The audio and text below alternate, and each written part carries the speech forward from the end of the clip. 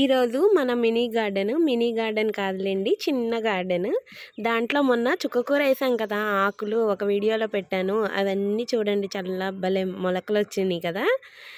Next వచ్చేసి దోసకాయల్లో ఇదొక్కటే బాగుంది. మిగతా అన్నీ కొన్ని కొన్ని ఉన్నాయి, కానీ కొన్ని కొరికేసినాయి. ఏం కొరికినాయో తెలియదు. ఆ తర్వాత వచ్చి బీరపాదు చూడండి, చక్కగా తీగ అయ్యింది. నెక్స్ట్ ఇంకో విషయం చెప్పనా, ఇది తీగ గులాబీ.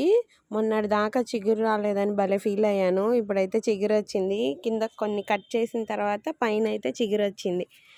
నెక్స్ట్ గులాబీ.